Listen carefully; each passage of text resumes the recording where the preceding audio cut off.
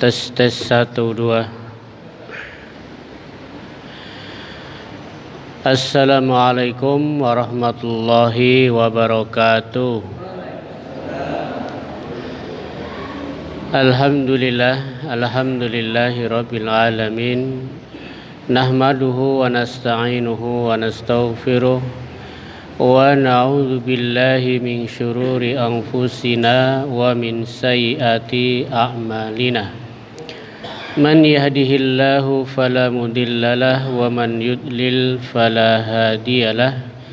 Asyhadu an la ilaha illallah wahdahu la syarikalah wa asyhadu anna Muhammadan abduhu wa rasuluh. Allahumma salli wa sallim ala nabiyyina Muhammadin wa ala alihi wa ashabihi ajma'in. Allahumma inna nas'aluka ilman nafi'a wa rizqan thayyiba wa amalan mutaqabbala. Allahumma anta rabbi la ilaha illa anta khalaqtani wa ana abduka wa ana ala ahdika wa wa'dika mastata'tu. A'udzu bika min syarri ma sana'tu. Abu'u laka bi ni'matika 'alayya wa abu'u bi dzambi faghfirli fa innahu la yaghfirudz dzunuba illa anta. Hadirin jamaah salat maghrib, bapak-bapak sekalian yang dirahmati Allah Subhanahu wa taala. Alhamdulillah pada malam hari ini Allah mudahkan, Allah ringankan kita untuk melaksanakan ibadah sholat di masjid yang insyaallah kita lanjutkan pula dengan thalabul ilm. Rasulullah sallallahu Abu Dzar Al-Ghifari, beliau mengatakan,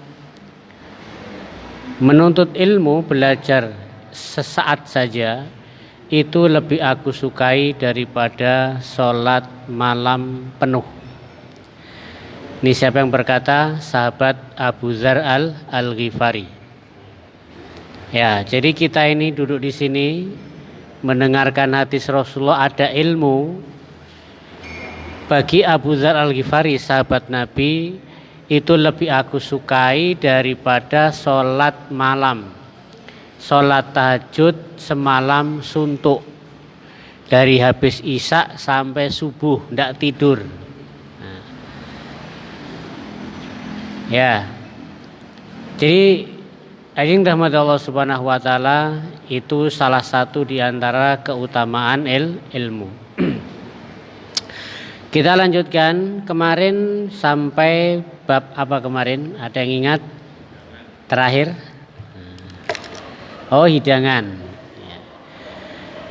Mana didahulukan ketika sudah dikumandangkan qomat sholat berjamaah dan dihidangkan makanan.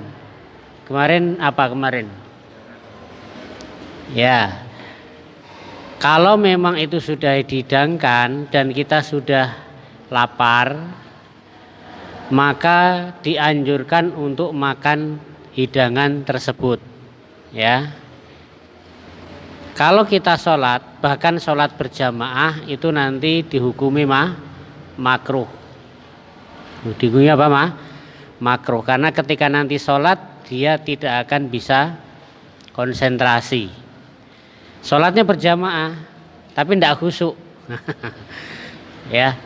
Nah, ini antara sholat berjamaah tidak khusyuk dengan sholat sendiri khusyuk. Nah, dalam bab ini, bab makan ini, maka dianjurkan untuk makan terlebih dahulu. Ya. Walaupun harus mengorbankan apa? Sholat berjamaah. Ya, dalam kasus ini. Hah? Imamnya. Jadi imamnya tidak khusyuk juga dia. Ya. Ini apa? Ini dengan salah satu ketentuan apa? Waktunya masih panjang. Jadi selesai sholat masih bisa melaksanakan sholat. Tapi ketika waktunya sudah mepet tinggal sedikit, nanti kita makan waktunya sudah habis, maka di sini apa? Maka yang didahulukan sholat karena cuma tinggal 5 menit ini. Nah, sudah lapar, waktu tinggal 5 menit, waktu zuhur, sebentar lagi asar. Nah, kalau seperti ini didahulukan mana? Makan atau sholat? Sholat karena waktunya mepet. Tapi kalau waktunya masih panjang, sudah lapar, sudah ada hidangan, zuhur masih ada setengah jam lagi. Nah, masih ada waktu kan? Masih ada waktu. Ya. Jadi di situ dalam bab ini sholat justru apa hukumnya adalah makruh. Ya. Sholatnya sah, tapi hukumnya apa makruh. Ya. Karena apa? Karena ini bertentangan dengan khusyuk. Nah hadisnya saya ulangi ya.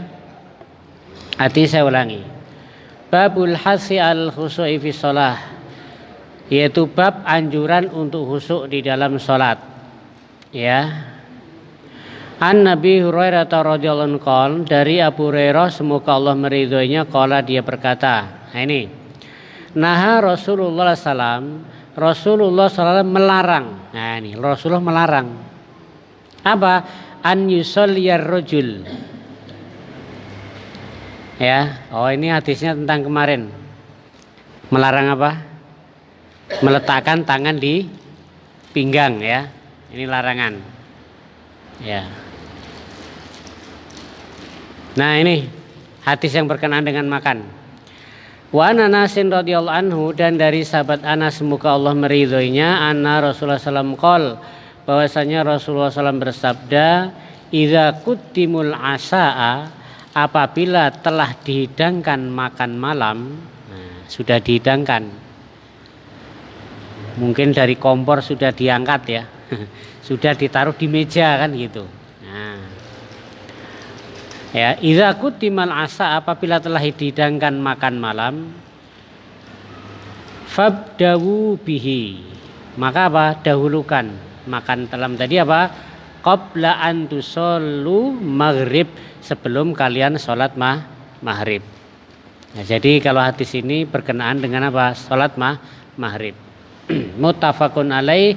Hadis ini diriwayatkan oleh Imam Bukhari dan Muslim.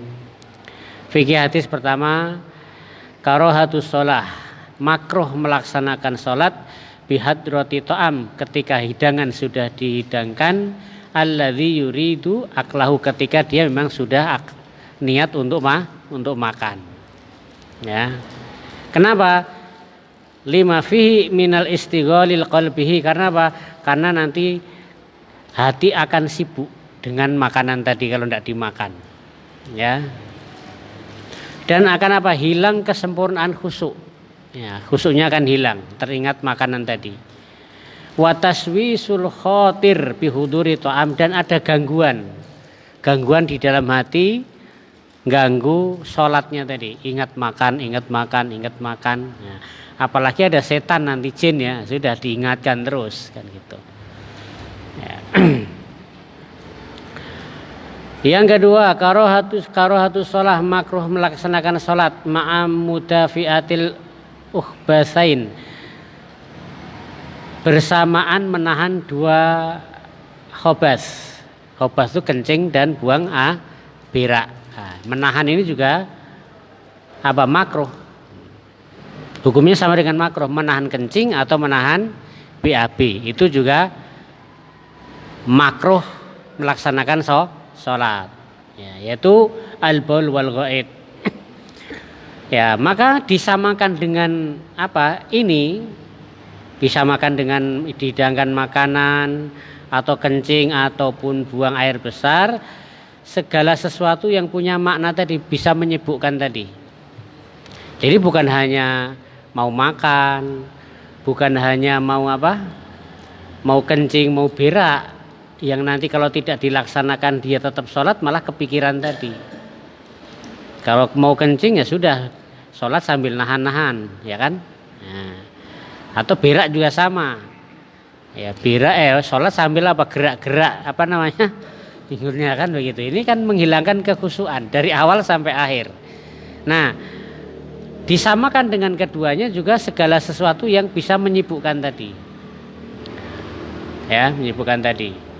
Yang menyibukkan hati kemudian menghilangkan kekhusyuan. Sebagaimana hadis yang lain, ada hadis yang lain nih. La sholata fi hadrati ta'am, tidak ada sholat ketika dihidangkan makanan. Ya, tidak ada sholat ketika dihidangkan makanan. Wala wa huwa yudafi'u al-akhbal. Dan juga apa? Tidak ada sholat ketika apa? Menahan kencing dan BAB. Tapi maksudnya tidak ada sholat ini, sholatnya pahalanya berkurang. Ya. Hazal karoha, kemakruhan ini, kemakruhan ketika sholat seperti itu, ketika apa? Ketika waktu itu masih luas, masih ada waktu panjang gitu kan, sehingga masih setelah makan masih bisa sholat. Akan tapi ketika waktu tadi sudah sempit, misalnya tinggal 4 menit, 4 menit makan saja mungkin 5 menit, tapi sudah. Nah, maka kalau seperti itu didahulukan sholat, gitu.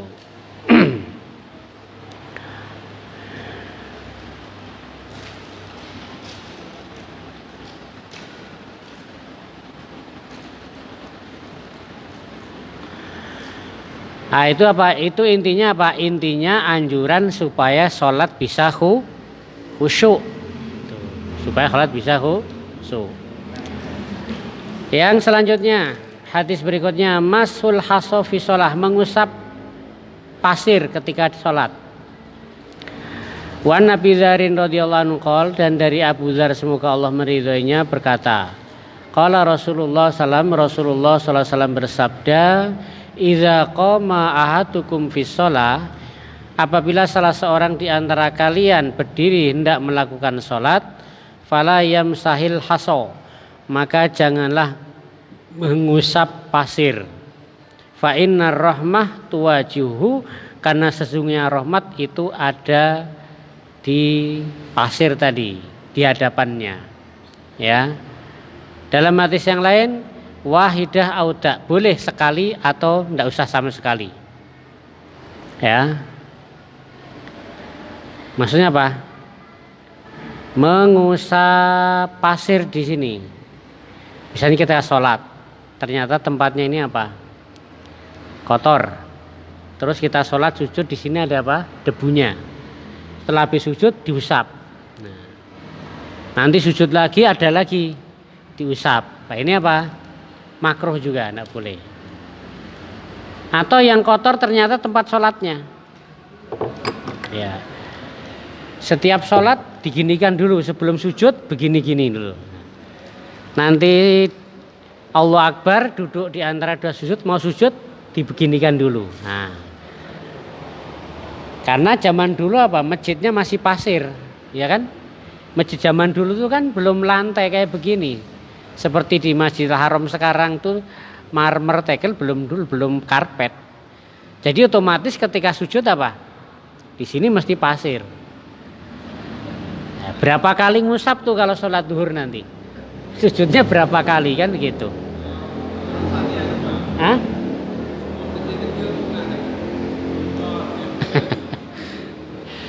Kecuali kalau itu menyakitkan boleh, ya menyakit.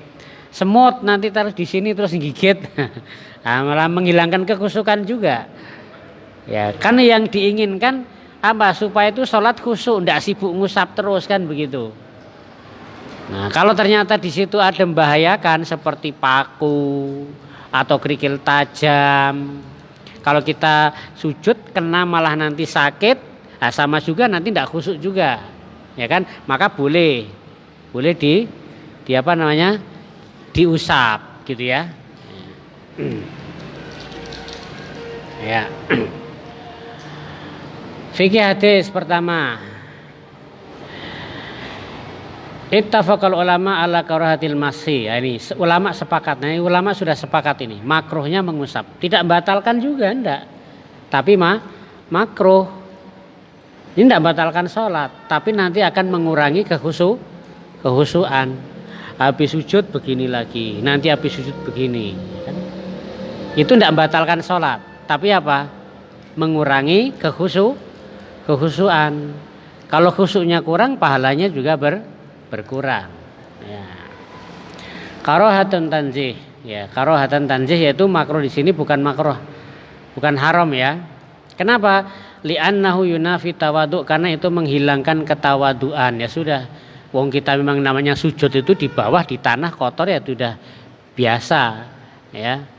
Ya, nanti menghilangkan ketawaduan. Ya, memang kita itu sujud merendah di hadapan Allah Subhanahu wa taala. Ya memang kita itu kotor, kita hina kan begitu. Ya sudah merendah gitu. Kenapa juga wali annahu yazgul musalli? Karena nanti akan menyibukkan orang sholat ya tadi. Habis sujud begini atau mau sujud begini. Kan sibuk akhirnya nanti. Ya setiap kali sibuk begitu. Ya.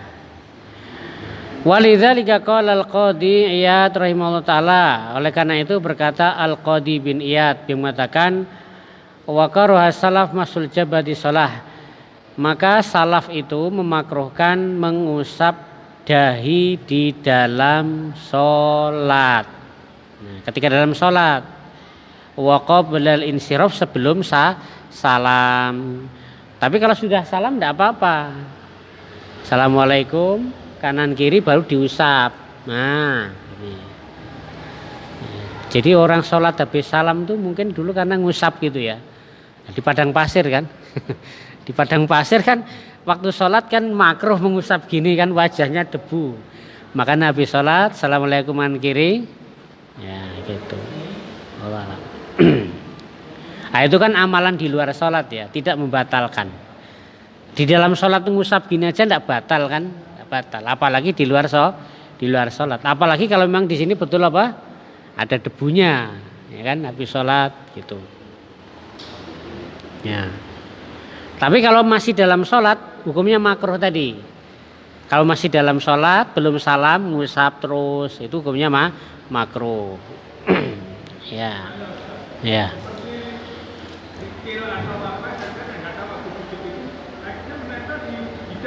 Ya.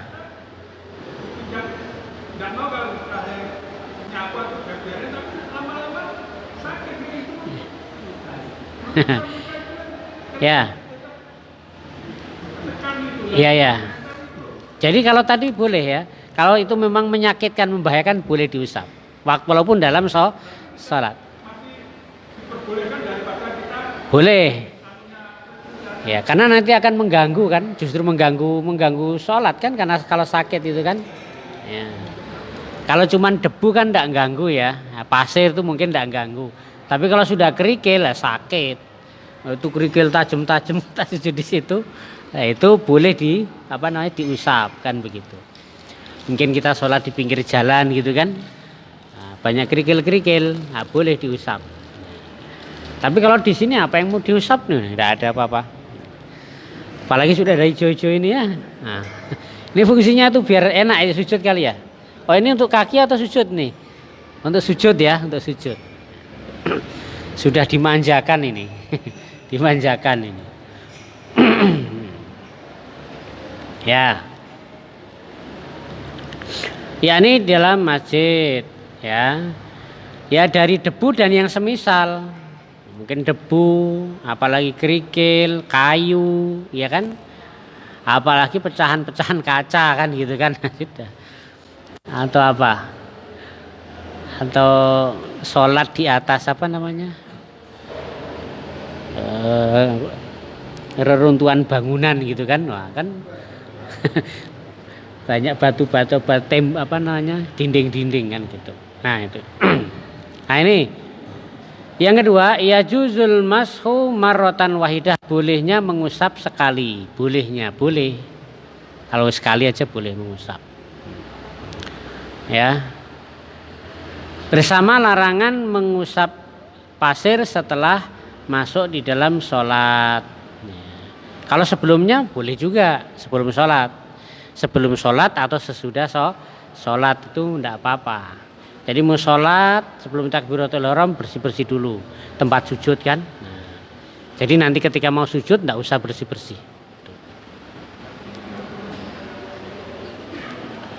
Kemudian nas hadis tadi menunjukkan apa? Nah, ini alasannya kenapa tidak usah diusap? Karena di situ ada rahmat di situ. Nah, bukan hanya sekedar alasannya karena ini kotor, tapi di sini adalah ada rahmat Allah Subhanahu wa taala. Ya.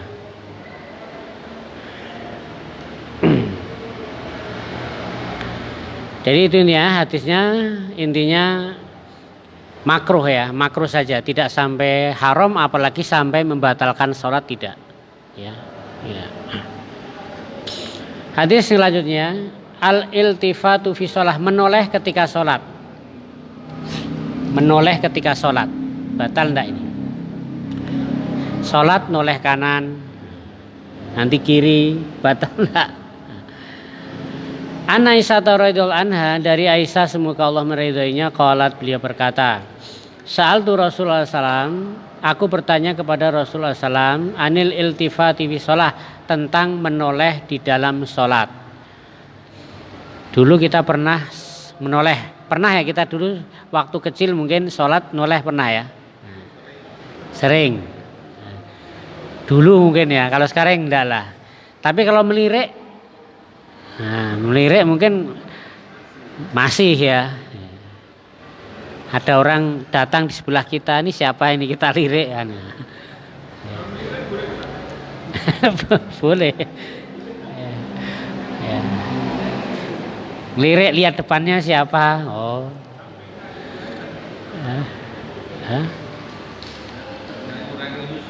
Ya mengurangi khusyuk itu kan. Nah, termasuk tulisan-tulisan. Lagi sholat gini.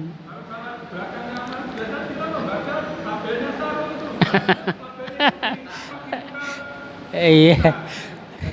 Memang biasanya kalau kita pakai sarung tuh mereknya taruh di belakang.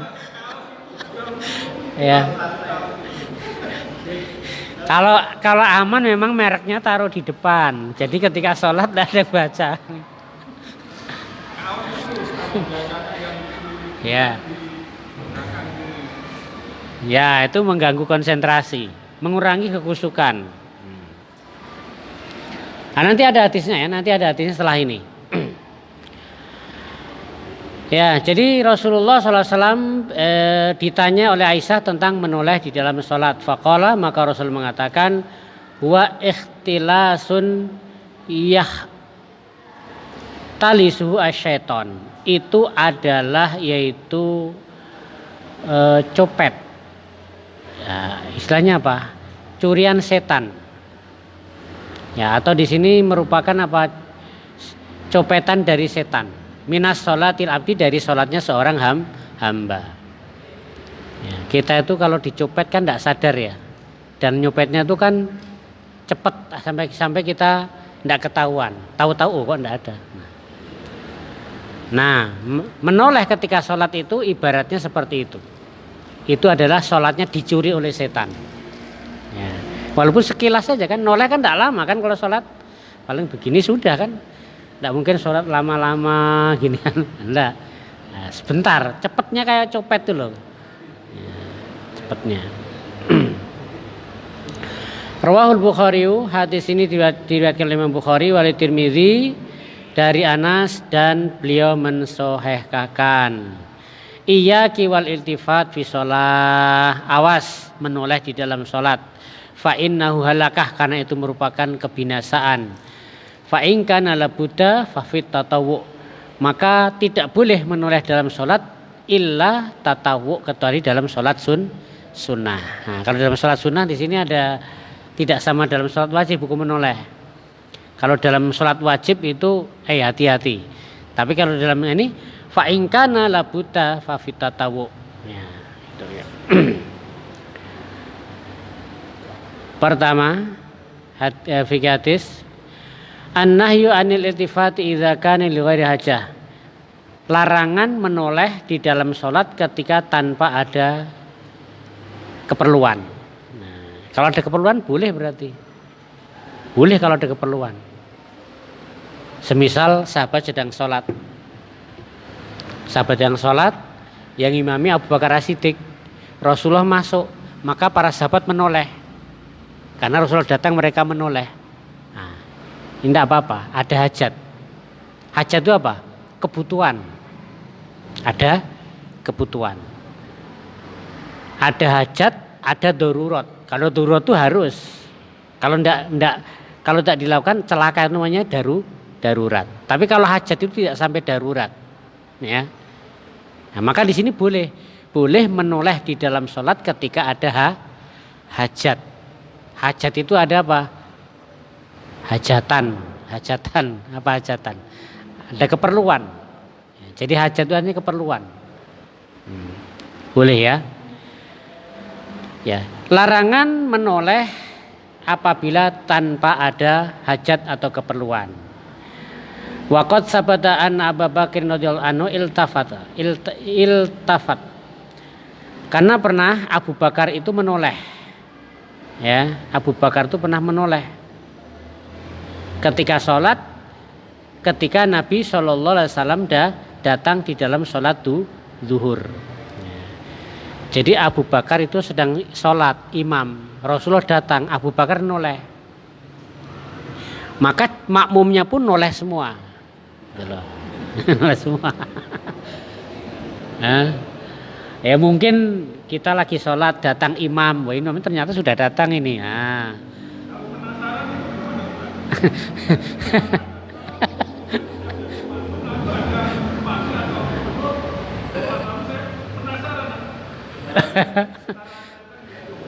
Ya. Kalau penasaran tuh tidak sampai hajat kali ya. Nanti setelah sholat mungkin bisa kan ya. Ya kalau hajat ya hajat. Ya intinya apa? Intinya perlu ndak gitu loh. Kalau penasaran kayaknya ndak apa? Ndak sampai hajat ya. Penasaran. Ya. Ya iya ingin tahu. Ingin tahu. Ya. Kemudian apa? Faltafatinas, maka kemudian manusia pun juga menoleh bi khuruji sallallahu alaihi wasallam fi mardo, yaitu dengan keluarnya Rasulullah sallallahu alaihi wasallam ketika sakit yang menyebabkan kematiannya. Haitsu asyara ilaihim, di mana kemudian Nabi memberi isyarat kepada yang sedang sholat. Jadi jamaah sedang sholat, Rasulullah keluar dari kamar. Maka Abu Bakar menoleh. Sahabat pun juga menoleh. Maka Rasulullah memberi isyarat. Isyarat lanjutkan, itu kan itu. Ya, itu ya.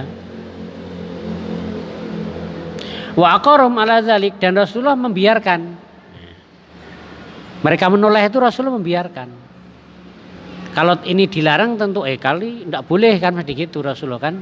Diulang sholatnya kan mesti gitu. Tapi ternyata Rasulullah apa? Membiarkan. Ketika Abu Bakar sahabat itu menoleh ketika sholat. Ya, tapi ya jangan sering-sering noleh ya. Sholat toleh kayak gitu. Hah? Toleh. Nah, termasuk juga itu. Menoleh ke atas. Itu curian dari setan tadi, setan yang nyuri tadi. Ya. Yang selanjutnya, yajibu tawajuh ilal kiblati fi sholati bi sodri, wajibnya menghadap ke kiblat di dalam sholat dengan dada. Kalau dada yang sudah bergeser batal.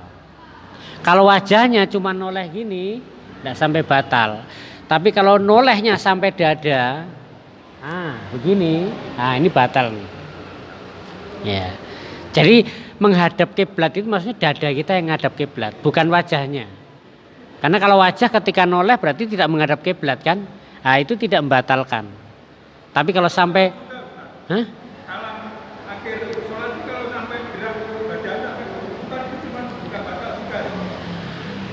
ya, memang penutup sholat itu salam.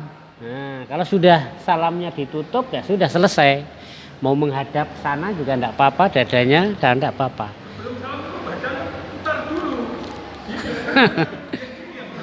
Barengan atau dadanya dulu? Ada. Ya. Ya kalau dadanya dulu ndak boleh, noleh dadanya dulu.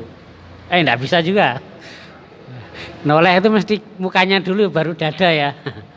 Ya dadanya dulu ndak bisa. Ndak bisa. Sakit apa? Sakit tayang ya, ndak bisa noleh. Jadi sama badannya. Penyakit kapur bisa ya. Jadi ini leher ini ndak bisa. Saya punya teman, kasihan masih muda. Jadi kalau noleh itu harus semua badan. Sakit katanya, pengapuran lehernya. Kalau orang kan katanya kapur, pengapuran di lutut gitu kan. Nah, kalau ini lehernya. Ya jadi kalau noleh semuanya sakit itu. Misalnya sholat pun nolehnya harus semuanya. Gini, nggak bisa. Ada.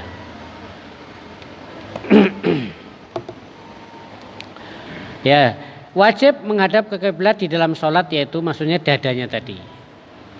Wal akmal yang sempurna yaitu dada dan wajah yang sempurna. Dada dan wajah. Wa yang zura ila maudhi'i sujudihi dan wajib melihat ke tempat sujudnya tadi. Makanya pentingnya sutroh itu tadi.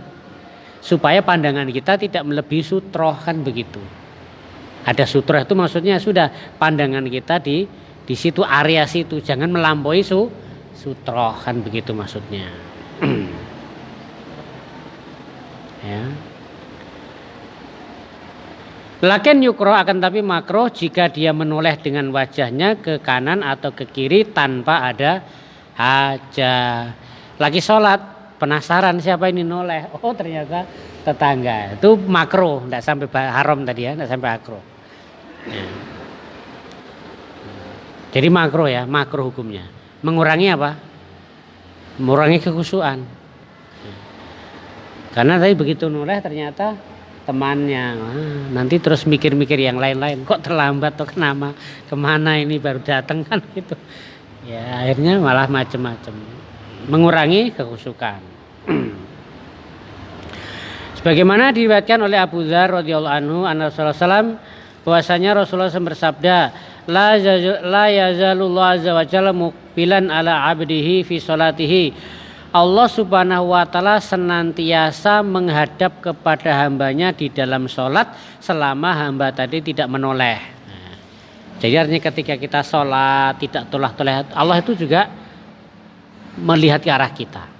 Tapi ketika kita menoleh, Allah juga berpaling, tidak menghadap kita. Nah, hadis yang lain ya maksudnya kan begitu. Wa idzal tafata in sarafa anhu, apabila hamba tadi menoleh dalam sholat kok noleh, maka Allah juga berpaling gitu loh. Berpaling, noleh. Harusnya ketika kita di depan raja, di depan atasan tuh ya sudah. Coba kalau kita di depan atasan kita toleh gitu kan. Nah, nanti suruh keluar sana begitu. Nah, ini Allah Subhanahu wa taala. Kila dikatakan al-hikmatu fi ja'li sujudi sahwi jabiron lil maskuk fi dunil iltifat. Oh, ini tentang sujud sahwi ya, sujud sahwi. Jadi itu ya intinya, menoleh di dalam sholat itu hukumnya makruh. Tidak sampai batal. Tapi kalau sering dilakukan berkali-kali bisa batal juga. Apalagi tidak ada hajat kan gitu. Banyak dilakukan. Hadis selanjutnya al-buzaq fil masjid fi shalah. Meludah di dalam masjid ketika sholat. Wa Anasin radhiyallahu anhu, dan dari sahabat Anas semoga Allah meridhoinya, qala dia berkata, qala Rasulullah SAW bersabda, idza kana ahadukum fi shalah, apabila salah seorang di antara kalian sedang salat, fa innahu yunaji rabbah, sesungguhnya dia sedang bermunajat kepada Tuhannya. Fala yabzuqonna, maka janganlah dia meludah di depannya ataupun di kanannya. Walakin ansimalihi, tapi meludahlah ke kiri. Au tahta qadamihi, yaitu atau di atas kakinya. Muttafaqun alaih, hadis ini diriwayatkan oleh Bukhari dan Muslim. Dalam riwayat lain kalau memeludah, ludahlah di atas, di bawah kedua kaki. Ini kalau masjidnya itu tanah atau pasir, maka boleh meludah. Tak boleh ke depan, tak boleh. Ya, depan kan menghadap kiblat, ya kan? Kanan juga tidak boleh. Kanan itu identik dengan kebaikan. Ya. Yang namanya ludah kan kotoran, walaupun tidak najis ya, tidak najis, tapi kan tidak layak kalau di kanan. Maka di sebelah kiri. Dalam hadis yang lain apa? Di bawah telapak kaki. Sekali lagi ketika ini apa? Masjidnya berupa tanah atau berupa pasir. Kaleng.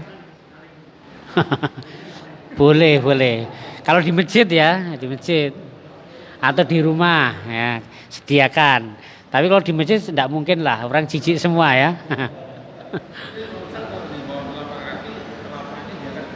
Iya, berarti diangkat ya.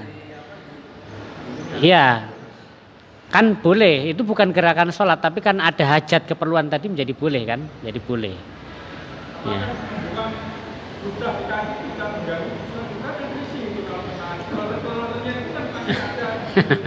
Iya, kalau di sini ya, kalau di luar maksudnya kan tidak masalah, ya kan? Kalau di luar kan sholatnya mungkin tidak pakai sepatu atau sandal kan, di luar kan. Nah, kalau di luar kan, nah, tapi kalau di masjid kan, ya kalau kita tidak pakai alas kaki ya, apa jijik juga kan? Ya di luar itulah. Tadi kan hadisnya jangan meludah di depan kanan, ludahlah di sebelah kiri atau di bawah telapak kaki gitu loh. Sebelah kiri ya, ketika kiri tidak ada orang ya. Kalau kirinya ada orang ya.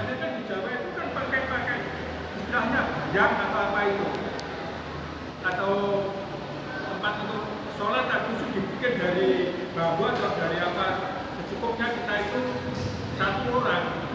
Lalu kalau kita mau meludah ya kita di situ, tapi di bawah jatuh ke tanah, kita sampai dikenakan. Karena kita di atasnya tanah sudah. Iya. Oh berarti tidak langsung di atas tanah, yang ada di kayak apa? Kalau balai ya, kayak balai. Tapi kalau ludah langsung ke tanah ya. Ya boleh. Artinya meludah itu kan karena ada kebutuhan kan. Kalau ndak ada apa-apa kok ngeludah ya. Apalagi dalam sholat kan. Iya. Ya intinya apa? Intinya supaya tidak mengganggu kesukaan. Ya, kalau kita di lapangan itu kan, yang ludah itu kan jarang-jarang juga kan, kita itu ludah itu kan, jarang-jarang. Ya kalau di masjid seperti ini ya ndak bisa, nanti masjidnya jadi jorok ya. Nah ini kan ada hadisnya ini, nah, nanti semua gitu masjidnya jorok nanti. Kalau ini rumah Allah itu wajib disucikan, ya, harus bersih dari kotoran. Kecuali kalau tadi masjidnya masih berupa tanah atau pasir seperti zaman Rasulullah SAW. Dan itu sholatnya biasanya pakai sepatu, pakai atau sandal, masalahnya mereka. Begitu. Hah? Telan batalkan sholat enggak? Lagi sholat nelan.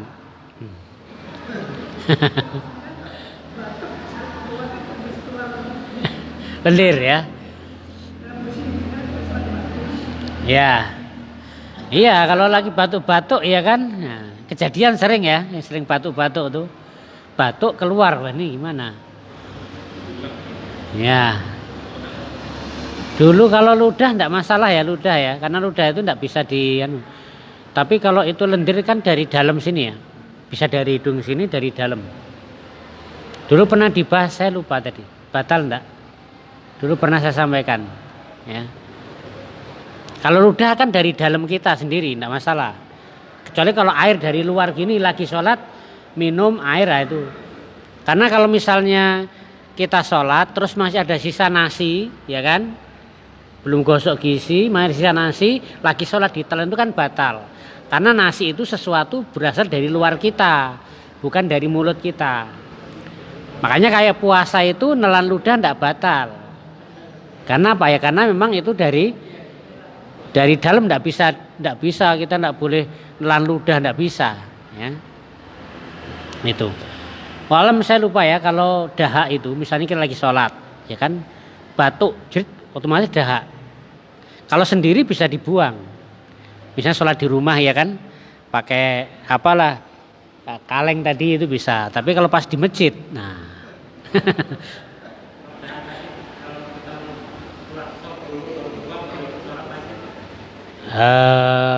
Iya.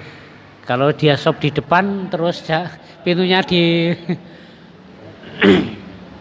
Cuman saya lupa itu membatalkan atau tidak itu ya, saya lupanya. Ya. Batalkan atau tidak.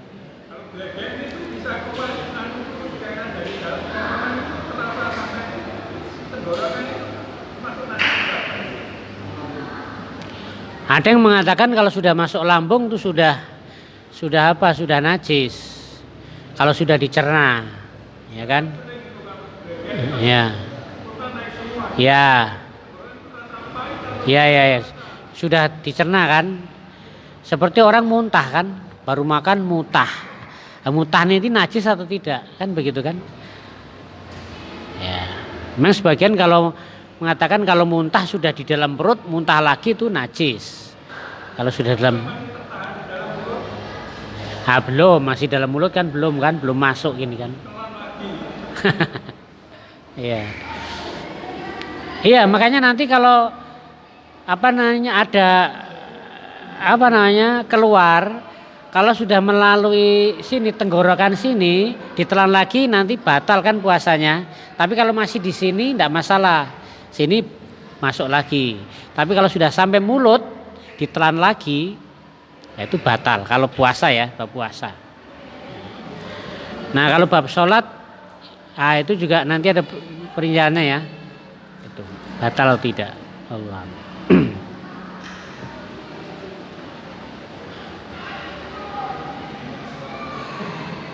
Fikih hadis pertama, an-nahyu anil busok fi jihatil kiblah, larangan untuk meludah di arah kiblat depan kita, tidak boleh. Au jihatil yamin atau sebelah kanan. Ya. Idza kana al-'abdu fi shalah, ketika hamba sedang dalam salat. Nah, ada yang mengatakan di luar salat pun juga tidak boleh meludah ke depan atau ke kanan, tidak boleh. Bolehnya ke kiri walaupun di luar sholat.